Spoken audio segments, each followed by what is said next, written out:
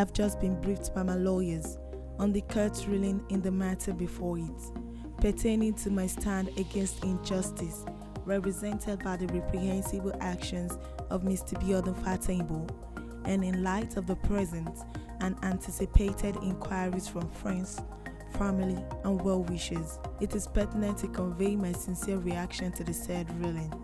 When I set about confronting one of my biggest fears and a horrible experience from my past, the first order was finding the confidence to.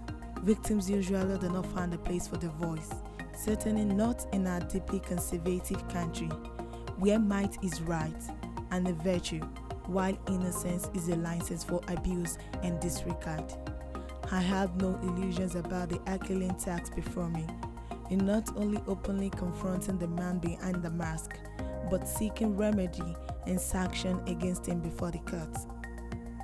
I set out to ease the hurt, the sense of shame and abuse, the nightmares and traumas, not by securing judicial victory only, but by boldly sharing my story and calling out my transgressor robed in the vestiges of clerical power and pretense.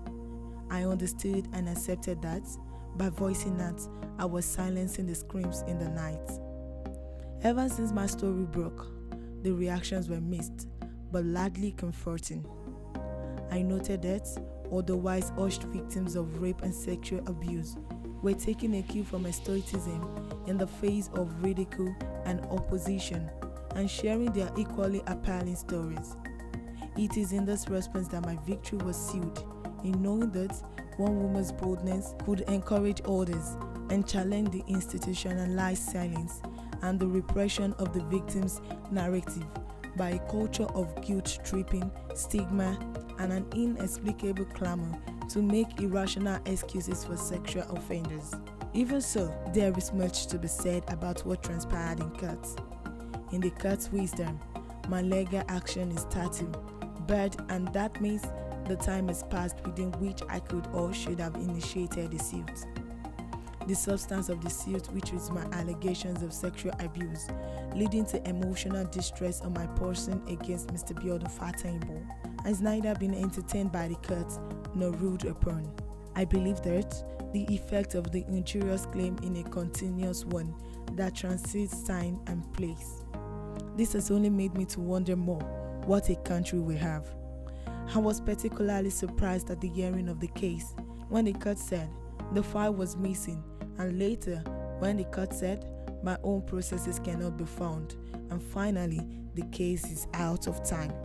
This only shows that we have a lot to address to bring sanity in our country. Today, I am glad that my voice is not silenced, and this is victory for me. I must encourage every woman out there to keep the pace and never stop voicing out against the evil of rape and sexual abuse. Do not be dispirited by today's court's decision. No judgment has been made declaring the innocence of Mr. Biodun Fataybo. It must be stated that, while our experiences have a shared theme, the circumstances are different.